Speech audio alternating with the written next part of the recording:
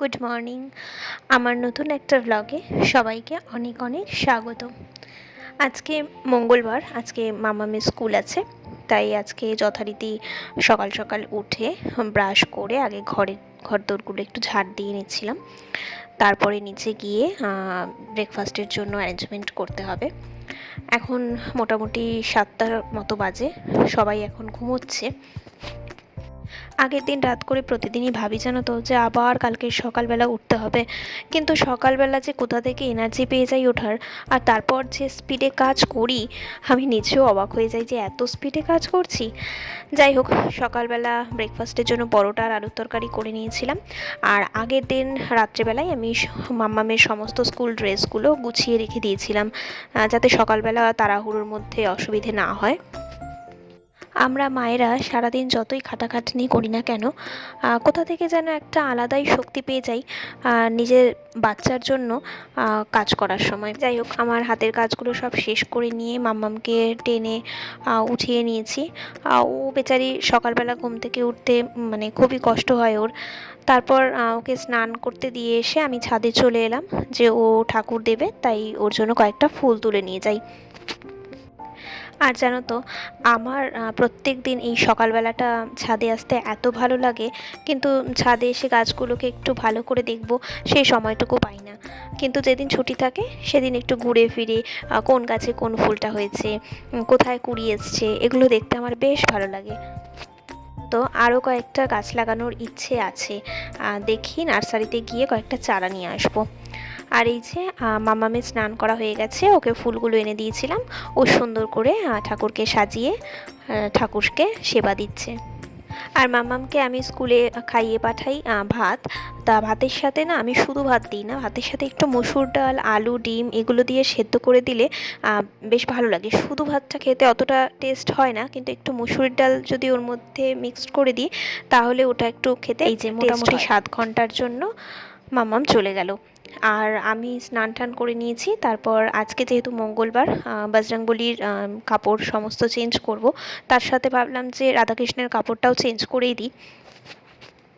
রাধাকৃষ্ণ আর গোপালের জামাগুলো সব পুরনো হয়ে গেছে, তাই ভেবেছি এবছর জন্মাষ্টমীতে তিনজনের জন্য নতুন জামা কিনবো। আর এখানে আমার ঠাকুর দেওয়াও কমপ্লিট হয়ে গেছে। আর দেখো কি সুন্দর করে রাধাকৃষ্ণ গোপালটার আসনটা সাজিয়েছি। পুজো দেওয়া শেষে আমার প্রচণ্ড খিদে পেয়ে গিয়েছিল। তখন মোটামুটি 11টা বাজে। তো পরোটার তরকারি একটু ছিল, ওটা নিয়েই খেতে বসে পড়েছিলাম। আর আজ আমাদের মঙ্গলবার, তাই আজকে আমাদের নিরামিষ হবে। তাই মা পাঁচমিশালি সবজি করবে বলে সমস্ত সবজি কেটে রেখেছে। আর কাঁঠালের দানাগুলোকে শুকিয়ে রেখেছিল। কাঁঠালের দানাগুলো এই সবজির মধ্যে দিলে না খেতে খুব ভালো লাগে। আর এটা 5 ফোড়ন দিয়ে বানাবো, 5 ফোড়ন শুকনো লঙ্কা ফোড়ন দিয়ে।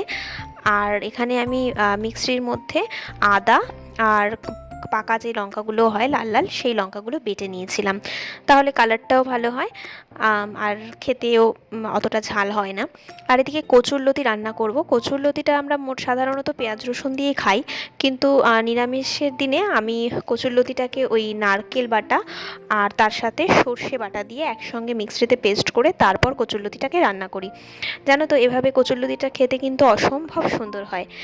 তোমরা যারা যারা খেয়েছো তারা অবশ্যই জানিও, আর যারা খাওনি তারা কচুরলতিটাকে নিরামিষভাবে এভাবে একদিন খেয়ে দেখো, অবশ্যই ভালো লাগবে। আর এই যে আমার দুপুরের খাবার নিয়ে চলে এসেছিলাম। ও হ্যাঁ, আর বানিয়েছিলাম ছোলার ডাল। ছোলার ডালটা আজকে একটু কম হয়ে গেছে, তাই অল্প করে একটুখানি টেস্ট করার জন্য খালি নিয়ে এসেছিলাম।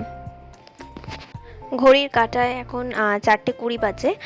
আর বড় রানী এই যে স্কুল থেকে এতক্ষণে ফিরলো। আর দেখো আজও হাতে দুই বোনের জন্য আইসক্রিম নিয়ে চলে এসেছে। আমরা ঘুমিয়ে পড়েছিলাম, তারপর ঘুম থেকে উঠে দেখি 5:30 বেজে গেছে, তাই বড় রানীকে নিয়ে পড়তে বসিয়ে দিয়েছি। আর দেখো হঠাৎ করে মুষলধারে কি জোরে বৃষ্টি নেমেছে। একদিকে তো বড় রানী পড়ছে, আর আরেকদিকে আরেকজনের কাণ্ড দেখো, সারা গায়ে পায়ে মার্কার দিয়ে যেন স্ট্যাম্প মেরেছে গায়ে। বড় রানী আমার কাছে পড়ে নিয়ে তারপর এসেছিল স্যার। তো স্যারের কাছে মোটামুটি 8টা অবধি পড়লো। তারপর আমিও রাতে রান্না করে নিয়েছিলাম। আর এখানে এখন 8:30 বাজে। তো আমরা এখন একটু বেরোবো তিনজনে মিলে। কালকে স্কুলের কিছু টিফিন কেনাকাটি আছে। আজকের ব্লগটা এই পর্যন্তই। আজকের ব্লগটা কেমন লাগলো তোমরা অবশ্যই জানিও। আর সবাই ভালো থেকো, সুস্থ থেকো। দেখা হবে আবার নতুন কোনো ব্লগে। তো আজকের মতো টাটা।